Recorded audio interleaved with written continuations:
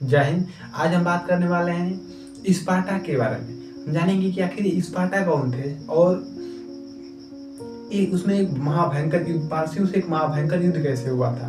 300 व्यक्तियों ने कैसे 20,000 लोगों को मार दिया था, यानी कि 2 से 3 लाख लोगों से कैसे अकेले भिड़ गए थे। इन चीज़ों को समझने वाले हैं। ठीक है, तो चलिए हम बात करते हैं स्पार्टा। हालांकि जो स्पार्टा है ना, ये यूनान देश में जो उस प्राचीन समय में 2 राज्य हुआ करते थे, एक एथेंस और एक स्पार्टा। ठीक है, अब जो स्पार्टा था, स्पार्टा की जो व्यवस्था थी, देखिए शुरुआती में स्पार्टा के लोगों को एक सैन्य व्यवस्था थी। वहाँ पर शासन राजा के द्वारा समय से हो सकता था। ठीक है, और वहाँ पे एक कड़ा नियम ये था स्पार्टा वालों के लिए। देखिए भैया, वहाँ पर जैसे कोई बच्चा जन्म लेता था ना, तो जन्म के बाद अगर बच्चा कमजोर है तो उसको मार दिया जाता था, और जैसे कमजोर नहीं है, ठीक है, तो उसको 7 वर्ष के बाद उसको अपने साथ सैन्य संगठन में लिया जाता था, और वहाँ पर ले जाकर को वनों में छोड़ दिया जाता था। जल में के अंदर जो सांपों से लड़ने के लिए छोड़ दिया जाता था। ठीक है, कभी पागल भेड़ियों के सामने, कुत्तों के सामने छोड़ दिया जाता था। ठीक है, छोटे छोटे बच्चों को आप उसमें लड़िए, अगर आप बच जाते हैं तो क्या होगा, आपको सैनिक में अंदर लिया जाएगा, सैनिक विभाग में, और वहाँ आपको ट्रेनिंग दी जाएगी। अगर आप उसमें मारे जाते हैं तो आप समझिए क्या होगा, परीक्षा में फेल हो गए। परीक्षा में फेल का मतलब क्या, मृत्यु। तो ऐसे ही स्पार्टा वालों की क्या होती है, ट्रेनिंग होती थी और उनको ऐसे प्रशिक्षण मिलता था, जिसकी वजह से क्या थे, बहुत ही हृष्ट और ताकतवर होते थे।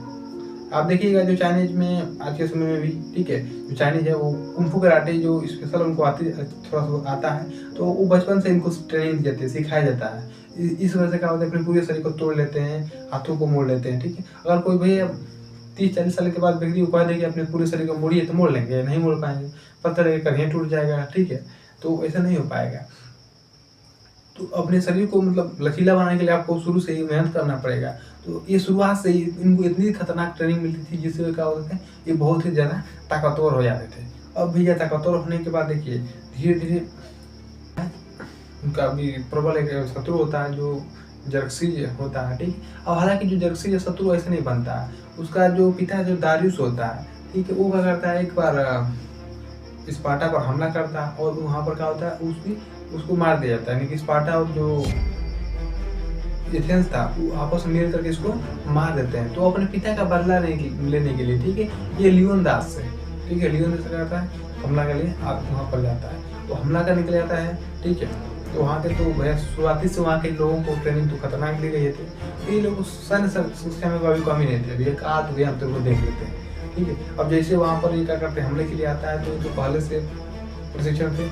अब अपने 300 सैनिकों के साथ, ठीक है, 300 सैनिकों के साथ क्या करते हैं, ये बाहर जाते हैं, और बाहर पहाड़ों के, हालांकि वहाँ वो पहाड़ी इलाका है, तो पहाड़ों से क्या होते हैं, बाहर जाते हैं, और हालांकि उधर से क्या कौन आता है, ये आता है आपका जरक्सी, जो अपने सैनिकों के साथ बैठ करके, ठीक है, सैनिकों को एक सिंहासन होता है, उसको ऊंचे पर बैठ करके, और एक लेडीज की जैसे पूरे शरीर पर सोने आभूषण पहने हुए टकला गंजा टाइप का, ठीक है, आपको एक मूवी दिखाई गई 300 लोगों को, ठीक है, जिसमें अकेले ही 300 लोगों ने 20,000 लोगों को ऐसे मारा, तो उसमें दिखाया रहा। ठीक है, तो एक्चुअली में क्या होता है कि इसमें भी वही सीन होती है, और हालांकि इस मूवी को इसी सीन से लिया गया है, किससे, स्पार्टा वालों से कहानी से रिलेटेड है। मूवी का नाम ही है स्पार्टा। ठीक है, उसमें क्या होता है भैया कि जो स्पार्टा वाले लोगों ने वहाँ पर जैसे जाते हैं, वो देखते भैया जो ये जर्सी होता है, ये हमला करता है। ठीक है, जब हमला करता है वहाँ पर, तो पहले तो तीरों से हमला करता है, अब तीरों से हमला करने के बाद पूरे लगता है कि आसमान में कहाँ काले बादल छा रहे हैं, और इतनी तीरों की लगातार बारिश करता है पूरा। साथ में ये भी अपने साथ अस्त्र शस्त्र लेकर गए होते हैं। ठीक है, अस्त्र शस्त्र में लोग एक लंबा सा भाला होता है इनका, लाल कपड़े पहने होते हैं, और साथ में एक सुरक्षा ले होते हैं, और उसमें एक तलवार छोटी सी लगी होती है। तो लामा वाले को लंबा से भाला चला कर मारते हैं, नजदीक वाला को तुरंत निकाल कर भोग देते हैं। ठीक है, तो ऐसे उन लोगों का चलता रहता है, युद्ध करते रहते हैं। शुरुआती में जाने पर क्या होता है कि पहाड़ी इलाकों से जिधर से अंदर प्रवेश करने का रास्ता है स्पार्टा में, वहीं पर ये लोग जाकर खड़े हो जाते हैं। अब जो विपक्षी होता है जरक्सीज, वो हमला करता है तीरों से। ठीक, अब हमला करने के बाद भैया ये लोग क्या करते हैं, अपने जो सुरक्षा लिए होते हैं उससे, जो कवच होता है उनका, उससे ढक लेते हैं, और जितना भी ये तीर मारते हैं सब उनसे क्या होते हैं, बच जाते हैं। इसके बाद तीर मारने के बाद तीर खत्म, तब ये अपने तलवार निकालते हैं, वहाँ से लहू शुरू हो जाता है। पूरे मार काट का एकदम सिलसिला एकदम खतरनाक स्थिति से आ जाती है, जिसमें लाखों लोग क्या होते हैं, घायल होना शुरू हो जाते हैं। करीबन 20,000 लोगों को ये लोग क्या करते हैं, मार डालते हैं। 300 अकेले सैनिक 20,000 लोगों को बलि वैसे खून की नदी बहा डालते हैं। ठीक है, वो पूरा भागदौड़ मच जाता है, साल लग जाते हैं, साल से 2 साल युद्ध, लंबा युद्ध होता है, 2 सालों से 2 साल तक चलता रहता है। उसी बीच क्या होता है कि इनका जो स्पार्टा वालों का क्या होता है, गद्दार कह सकते हैं या विभीषण कह सकते हैं, ठीक है, वो क्या करता है, इनका भेद बताता है, पैसों के लालच में आकर क्या करता है, इनको भेद को बताता है कि भैया कि आप यहाँ से नहीं आ सकते, पिछले रास्ते से आ सकते हैं, ठीक है, तो बता देता है। अब धीरे धीरे जो जरक्सिस था उसके जो सैनिक थे वो पिछले रास्ते से अंदर आना शुरू कर देते हैं। तब जो लियोनदास है अब समझ लेता है कि भैया हम लोग बचने वाले नहीं हैं, हम लोग को चारों से घेर कर मार देंगे। तो वो अपने सैनिकों से कहता है कि अगर तुम लोग भागना चाहते हो तो भाग सकते हो, तो वो नहीं भागते, कहते नहीं, हम लोग आए हैं युद्ध में लड़ने के लिए, भागने के लिए नहीं आए। ये होती है वीरता, ये होती है एक सैनिक की महानता। वैसे हमारे देश में जो आर्मी वाले हैं भैया, ठीक है, उनको भी आप महानता जान सकते हैं, क्योंकि वो जब युद्ध होता है ना, कारगिल के युद्ध में आप देखे होंगे कि उनको इतनी गोलियां मारी गई थी, ठीक है, अब समझते थे कि मतलब करीबन 10-10 गोलियां, 15-15 गोलियां, फिर भी आप समझ जाते कि हम लोग बचने वाले नहीं है, तो सामने अगर खड़े तो मार भैया।